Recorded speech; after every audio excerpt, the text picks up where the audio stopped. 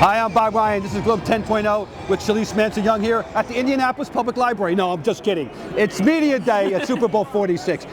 A lot of stories. We could go in, we'll be talking about a lot of things this week. There's a guy in the Patriots that's kind of the queen on the chessboard. They really have gotten a lot of use out of number 11, Julian Edelman, who was drafted as, he was a quarterback in college, became a receiver, he's a return guy. He's even playing DB. How important is he to the whole, to everything that Bill Belichick wants to do? You know, I think he's just the quintessential Patriot, or what we've come to say is the Patriot way, the Patriot standard. I think part of it, look, you know, he's going to do whatever he can to make sure he keeps a job. Yeah, and obviously, you know, punt returner, he is a very good punt returner when he has the ball in his hands. Hasn't gotten a ton of time as a receiver this year. No. And then in a pinch, they turned to him, and he became a defensive back, and not a terrible defensive back. Although he shouldn't be guarding, covering Equan Bolden in the fourth. We understand that. You know, there's a limit to what he can accomplish. But he is a tremendously versatile player. You know what I've been waiting for? I've been waiting for all year. And I guess if you're going to save it, you might as well save it for the Super Bowl.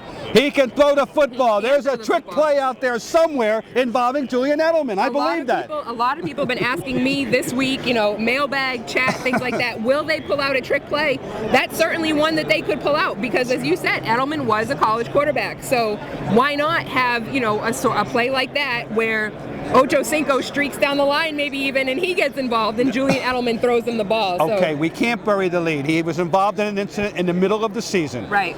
How did that affect his, thinking back to that time, what were you thinking about how this might affect going forward, what was going to happen with him? Yeah, I mean, it's not good, obviously, for a guy who, you know, at the time, he hadn't started playing defensive back yet. So you don't want to say bottom of the roster guy, but he's certainly not a superstar. And then to get himself in trouble in the way that he did, and we should say that the charges have been dropped since then. But, you know, it's never good, and especially here in New England, those sort of incidents don't happen very often. No. And it's something that he's had to deal with, and, you know, the circumstance and things like that, but the team never suspended him, and he never missed any time. And let's remember that the biggest story with him may be in the future, because if and when number 83 becomes an expatriate, which is not inconceivable, I hate to say, you know, an heir apparent would have to be the guy that we thought was the mini West to start with, Julian Edelman, but he could play an important role in this game without question.